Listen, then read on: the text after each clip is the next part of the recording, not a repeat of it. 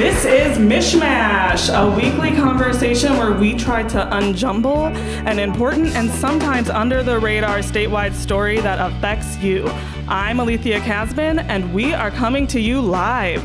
And I'm Zach Gorchow. This is a very exciting MichMash episode, as I think you all know because you're here.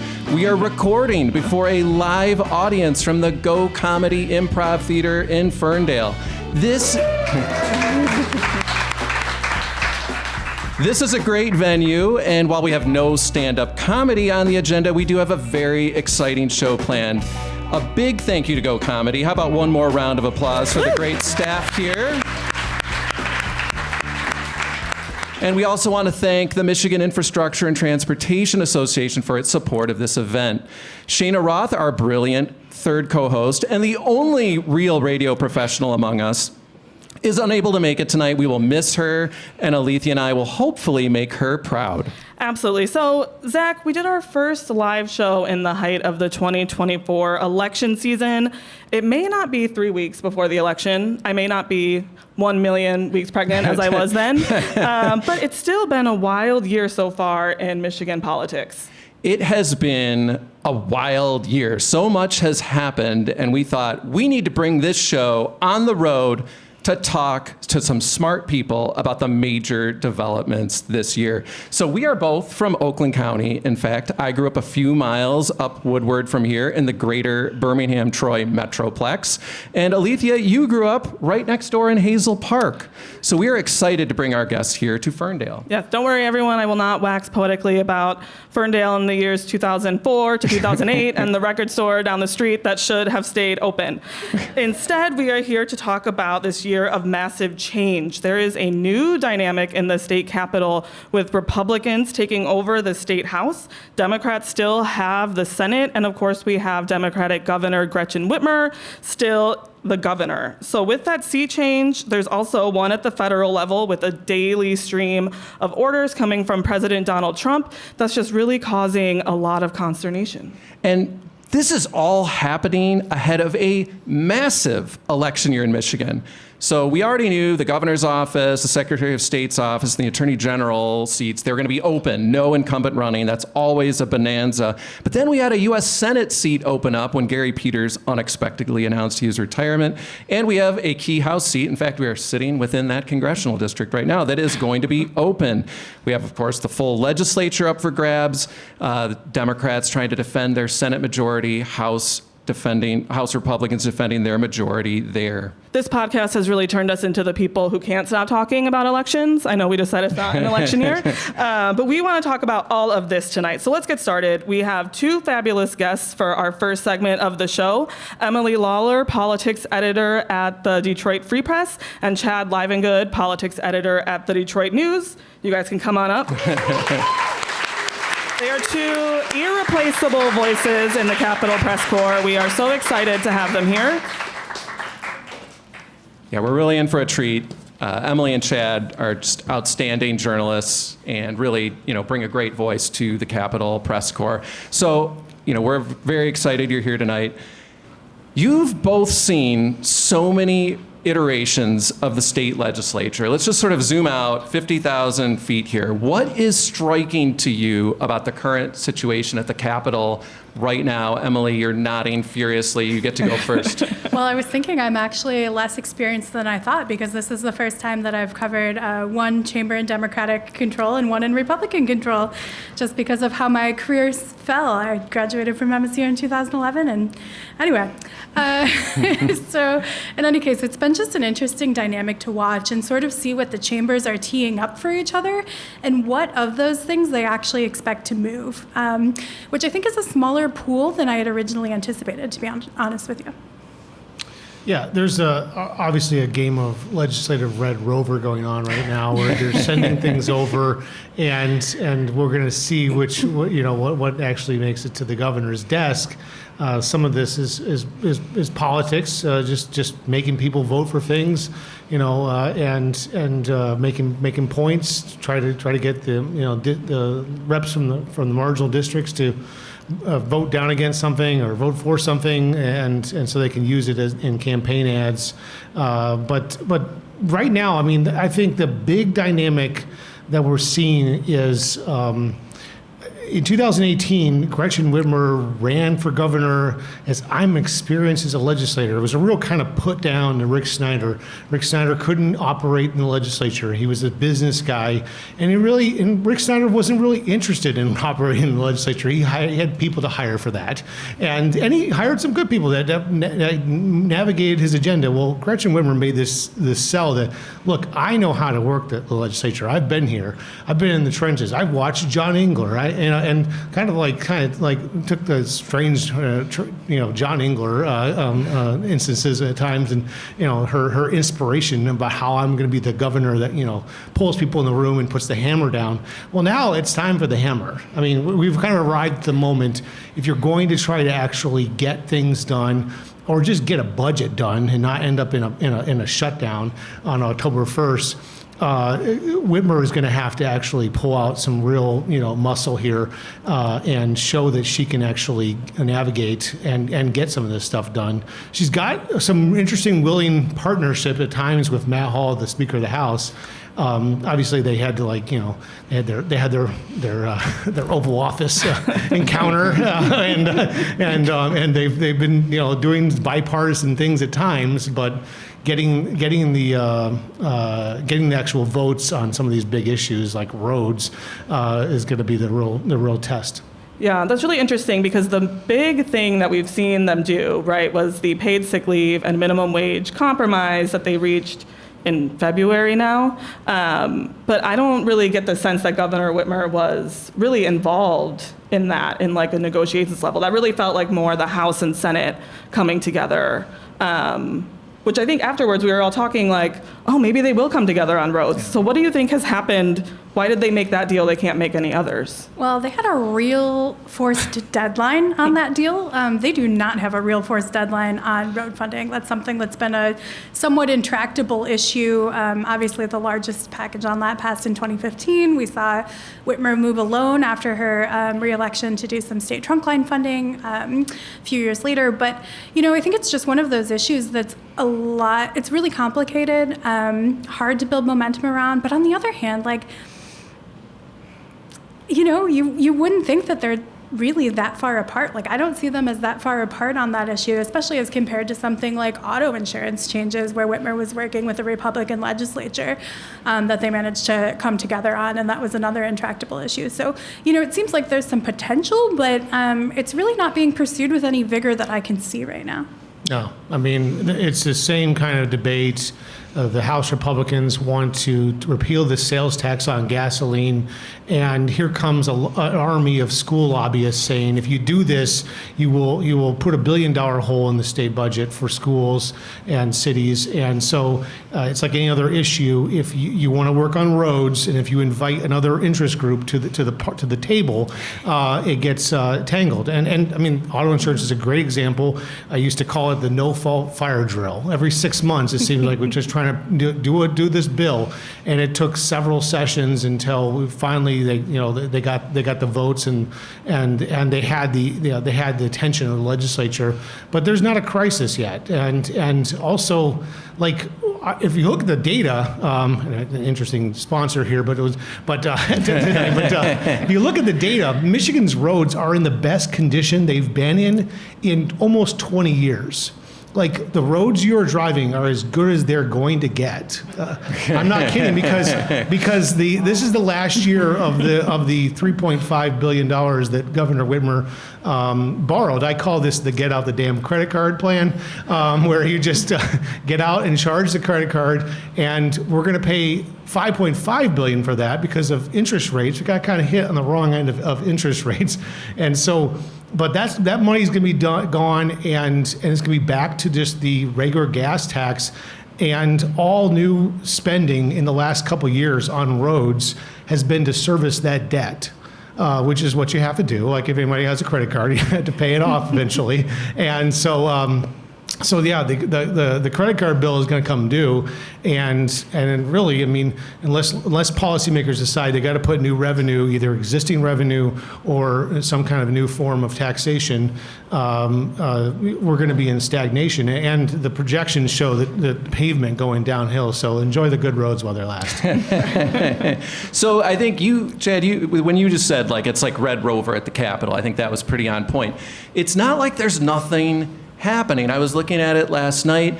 The House has passed something like 140 bills. The Senate's passed more than 100 bills.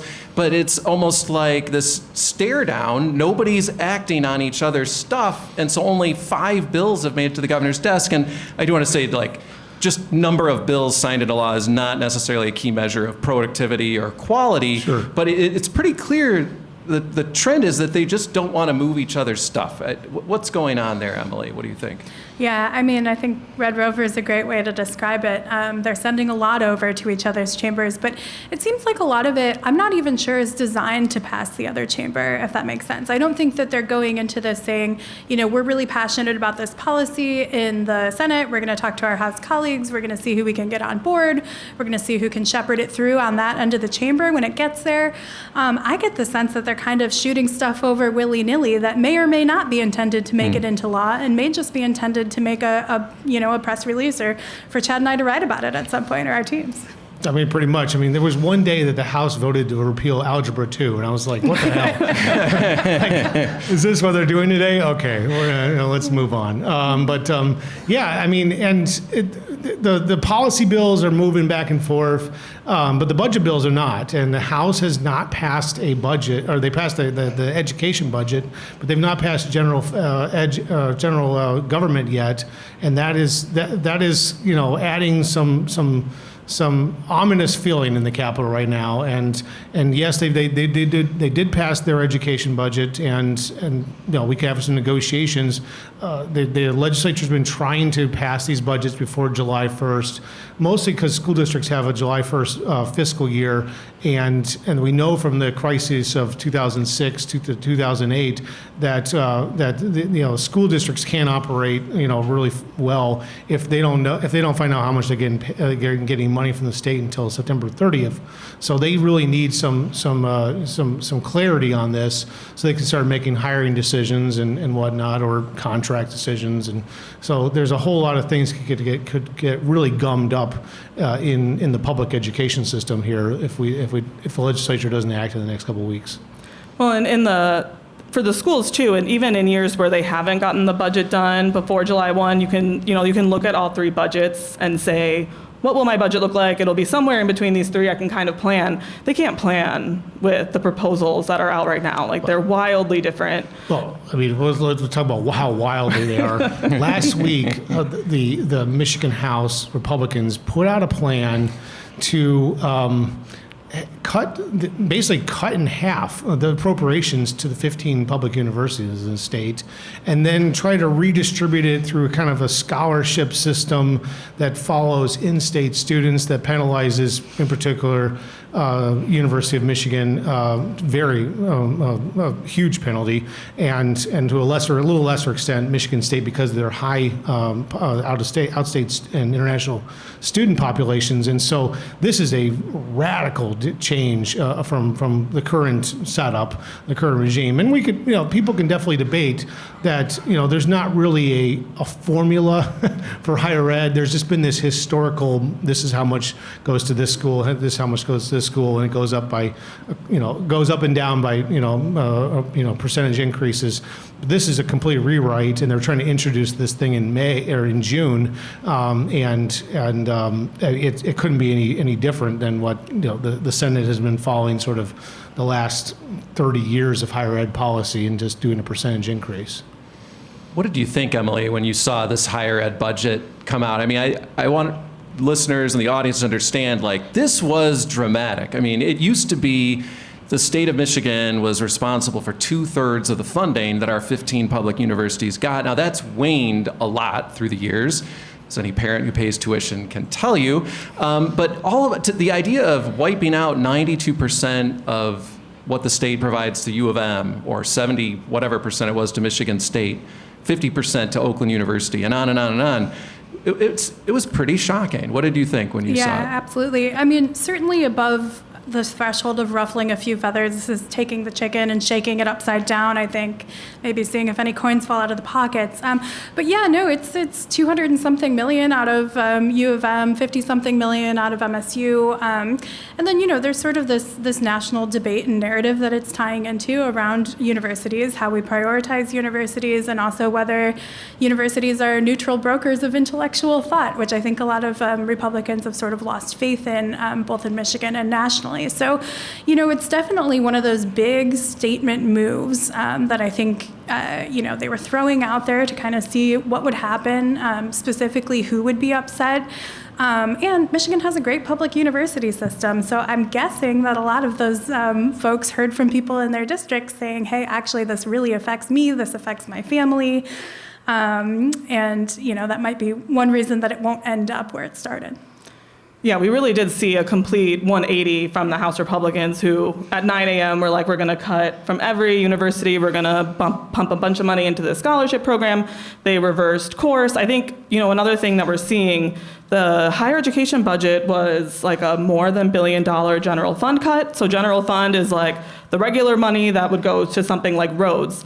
The Republicans are also talking about an income tax cut. So, Chad, do you think this is the start of cutting general fund? Because we've heard that from the Republicans. They're talking about this budget. They're talking about trying to find $3 billion for roads and, you know, another $1 billion for an income tax cut. Is this a sign of like what other budgets might look like? Yeah, I mean, cutting the income tax down to 3.9% has been like a 20-year elusive goal for Republicans in general. And just a little bit of brief history on it. We were down into that level, and then taxes went up, and during kind of the early years of the Great Recession, and when Michigan was sort of in a single state recession under Granholm, and it never went back down. It went to 4.35%. And went down to 4.25%, and it stayed there most of the time except for this 1 year where it went down. But we'll leave that one out. But nonetheless, this has been a goal to get that income tax down. Of course, there are all these other proposals out there about getting rid of property taxes and whatnot. So. I don't think the rubber has quite met the road here with the House Republicans' goals and philosophy about trying to cut taxes and cut spending and then spend billions more on roads, and the translation that involves. I mean, part of that is like they just want to rip away the corporate tax incentives to the Detroit 3 automakers that have been promised through 2029 to basically come up with $600 million a year. And, you know, this is an interesting messaging as well. I mean, Representative Jamie Thompson, she got on the floor of the House one night and said, you know, who's a Republican from Downriver, this plays really well in Downriver in a swing district.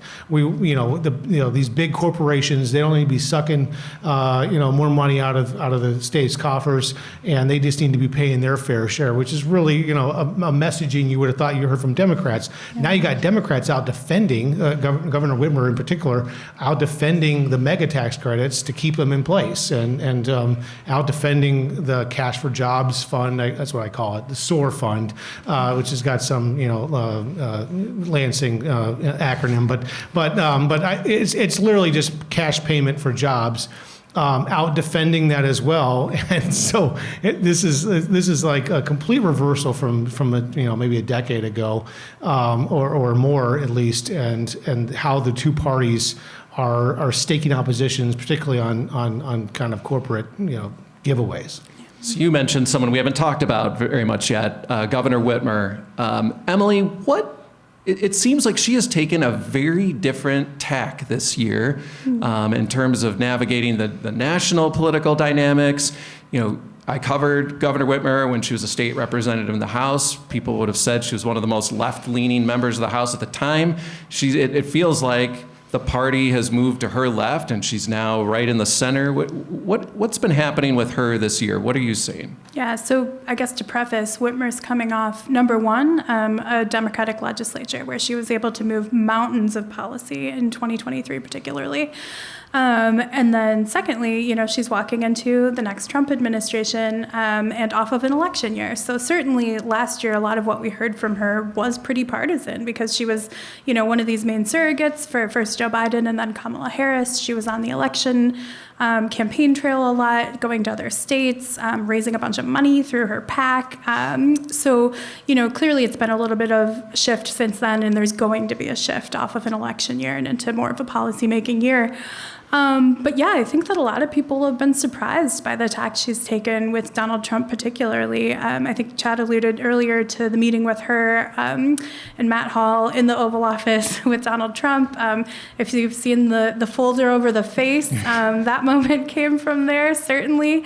But, she's engaged with him on things that she's wanted to get done. And, I'm not sure that all of those will get done, but certainly Selfridge Air Force Base, the upgrades coming there, the new mission coming there is significant. That's something that Michigan's wanted for years and years and years. On the other hand, I don't know that Trump is a consistent friend that she can rely on politically. He's talked recently about pardoning some of the folks who were conspiring to kidnap her and have been convicted of that. So that, I think, would be a breach in that relationship, certainly. But I think that the sense I get is that she's kind of testing the waters and seeing what she can get by being friendly with this administration. It's certainly a far cry from how she interacted with the administration during COVID, during the time when Donald Trump was, blasting her and some of her COVID restrictions, and that woman from Michigan moniker was born. So. Yeah, she is also the one thing that she wants to do and get as a legacy project. She wants to land this potential 10,000 job mega microchip plant in Mundy Township outside of Flint. That Western Digital, SanDisk, people know that brand. SanDisk is now the actual name behind it because the company split in half. But SanDisk is wanting to take advantage of the CHIPS Act, which was designed to address the country's major over-reliance on China for microchips that power everything from phones and everyone's pockets to the vehicles that you drove to here. And you might remember back in 2021, the chip crisis was so bad, you had lots throughout Lansing and Flint and Detroit and Dearborn, Sterling Heights, all the assembly plant towns in this state had just inoperable vehicles. Driving up 75 at Mount Morris exit, there was like this lot. It was like a grass lot of like $100,000 pickups sitting in a muddy lot because they couldn't drive because they were lacking 3 or 4 different chips, and so. The Congress, in a bipartisan fashion, came together, passed legislation, and it was meant to subsidize and help basically compete against China, which subsidizes all of its industries, and bring manufacturing of chips to the shores of America, because and different types of chips out there, as I've learned, like these wafers in solar panels that actually capture the sunlight. 98% of them are made in China still, and there's a plant being built right across from a Corning company plant being built in Saginaw County right now with CHIPS Act money that's going to be supplied by the Hemlock Semiconductor. Hemlock Semiconductor plant is going to actually supply this silicone that goes into the making the wafers, so we can actually produce solar panels here in America and not be so reliant upon China. Anyways, Governor Whitmer has totally bought into this and is sold on this and wants to get this plant. So tiptoeing around and doing deals with Donald Trump seems to be what is required in order to actually be considered. Because otherwise, she'll end up like Gavin Newsom and just be in an absolute war, and maybe even actually have Marines called into Michigan. That's not hyperbole. That's reality. Like right now is. And so she's playing ball and trying to get this big plant. Now, whether Trump is going to do it is a whole other story. But she's going to try. Your point is really interesting because I think the governor is being friendlier with Trump, but that allows kind of the Attorney General Nessel to do her thing. And we're seeing Attorney General Nessel file lawsuits on various orders. She's very outspoken against Trump, right? But we're not seeing the president targeting Michigan the way he is other states if the governor and their Democratic Attorney General are on the same page. Because she's filing lawsuits on behalf of the people of Michigan, not on And behalf Whitmer's of the staying out state of or it. on behalf of the governor.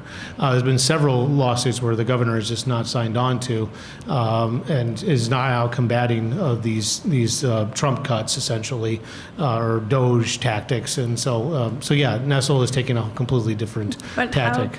How emblematic of the rift in the Democratic Party right now. I think there's been a real discussion about whether the Democrats should moderate or whether they should, embrace these more progressive ideals. And you have our, arguably top two Michigan state officials, and one is going extremely in one direction and one's going extremely in the other.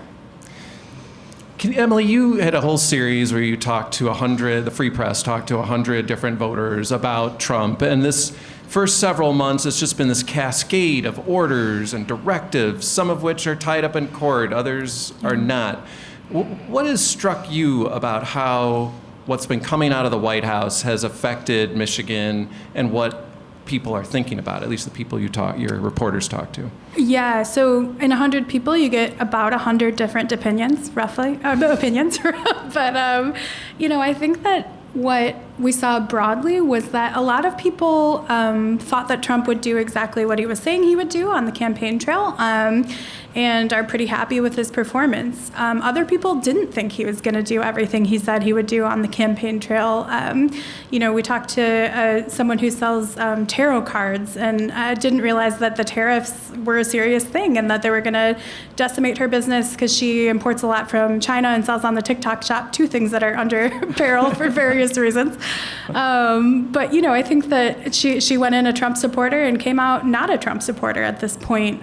So I think that it kind of taught me that people are really mobile. Like there are people who are still, we're 100 days in, let's see what happens. But there are also people who are sort of reevaluating their own choices and deciding whether or not they're Trump supporters going forward. And also, just side note, great read on the number of independents in Michigan. Michigan doesn't register by party.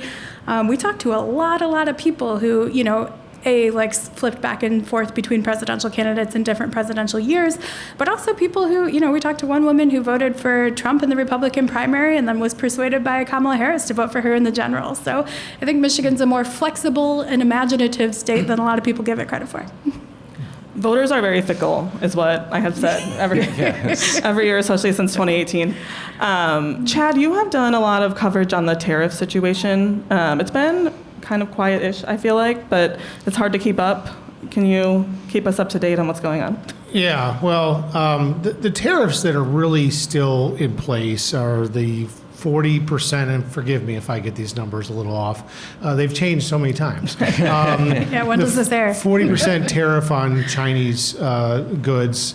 And then the big one for Michigan is the 25% tariff, I believe, on imported vehicles from Canada and Mexico, and imported steel and aluminum and raw material that, despite what the president says, we are very dependent upon Canada for, particularly Canada, for a bunch of raw material and sources of energy. And so that interesting, just in the last week, one of my high school best buddies, who works for a tier 2 supplier, they supply cutting tools for various auto factories and suppliers all across the region.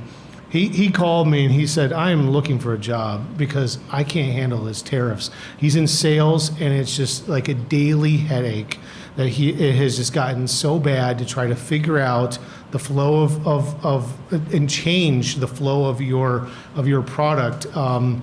in order to try to avoid the tariffs and all the paperwork that comes with tariffs.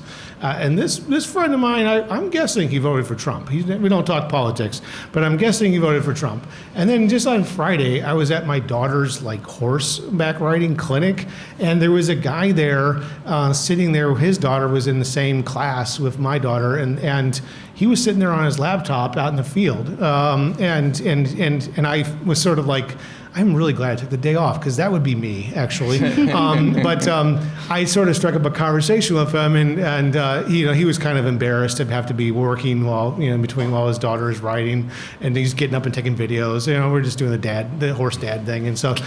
And he was like, he just like started opening up to me. Didn't know who I was. I didn't. I kind of tried to be incognito out in Livingston County, and he's like. Yeah, I work in the auto industry, and these tariffs are killing me. And I was sitting there, and he drives an F-150, and I was like, I bet he probably voted for Trump too. So nonetheless, I have to wonder, and particularly this man living in the 7th Congressional District, whether people like him are going to take it out on Tom Barrett in the midterm elections, because and take it out on John James or whoever is the Republican nominee, or take it out on the whoever tries to succeed John James in the 10th district. These swing districts and other ones. I mean, if Bill Huizenga runs, was he in the 4th? The 4th district in West Michigan. Yeah, 4th district in West Michigan could suddenly be in play, which is just mind-boggling to us political reporters. But I have to wonder whether there's just going to be people whose lives have been upturned by tariffs, whether they're going in Michigan, they're going to take it out. You see the president of the United States. This is incredible. The other day, he just out of nowhere at a bill signing, just kind of dinged John James for running for governor. He's clearly not happy about this, because he knows there's just a few votes. He's just a few votes away from his third impeachment, and so he sees his district. And John James is wildly popular and would get reelected, and probably survive a midterm without Trump on the ballot. But now this thing is in play, and then if Huizenga decides to run for the Senate, which all these Senate Republicans are trying to get him not to do, and trying to snipe him behind the scenes right now. There's another seat in play, and then Barrett is instantly going to be vulnerable, and I just kind of wonder whether there's going to be people are going to take it out on these guys, and Democrats will be back in control of the U.S. House, and Trump will be preparing for his next impeachment trial. Chad, you're setting us up really well for our second segment, but I do want to say really quickly that we did see, after Trump won in 2016, that there was sort of a backlash in some of the things that the Republicans did when they had control, particularly healthcare at that time. So I think we do know that voters can, hold Congress accountable for the actions of the White House. We have some questions from the audience. Yes, so we do have audience questions. I do want to take this moment to say we have a few WDET and a few Gongwer News Service items we are raffling off. So during the upcoming break, feel free to enter that. Just a quick shout out on that. Okay.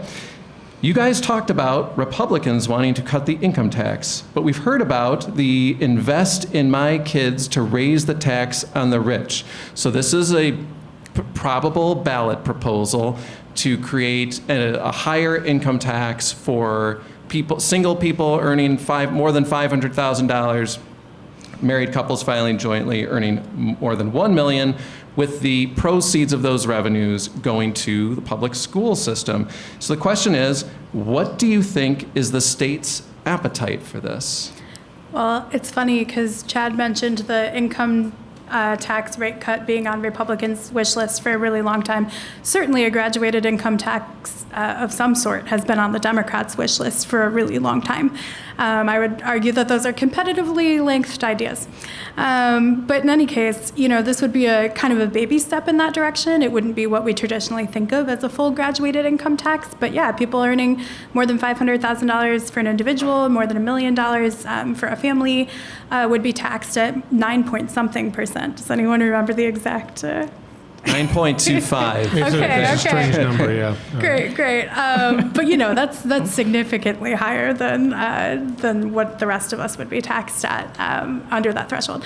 And also just a lot playing in that education space. This is one idea. Certainly we hear every year rumblings about talking about Proposal A that never seemed to go anywhere. That's the 1994 proposal that sort of rechange how we do school funding. And I think that people are kind of looking at the school funding stream and seeing if there's something they can do to secure it. This would certainly be a step in that direction. So another question. Well, first we have a question asking totally about the governor's and U.S. Senate race. We're going to save that because our next guest in the second segment, or the bonus episode for you listening on the podcast, is going to be all about that. So last question from the audience, I think, for this segment. Any perspective on the legislation to privatize the mental health system in Michigan? Let's get it. Hey, we like to get under the radar here on MichMash. I believe it is in the intro. The mental health system's a little bit under the radar, but there's been some discussion. The governor's administration has looked at it. You don't have to get too far into it, but any sense on whether there's any traction to those kinds of changes? And if you're not sure, that's okay. I mean, the former Senate Majority Leader Mike Shirkey tried to do this. He thought he had the political capital to do it. He just could not even convince his own caucus to do it at the time. And so I don't see anybody actually, carrying that ball right now, either from Matt Hall or Winnie Brinks. So. Yeah, I just don't know if I don't think anyone's carrying that torch right now. No, definitely not. Well, Chad and Emily, thank you so much for joining us and the great work you do at the News and Free Press. Folks, we're going to take a short break. Feel free to get up, stretch your legs, refresh your beverage, and we'll be back in 5, maybe a few more minutes with our next segment.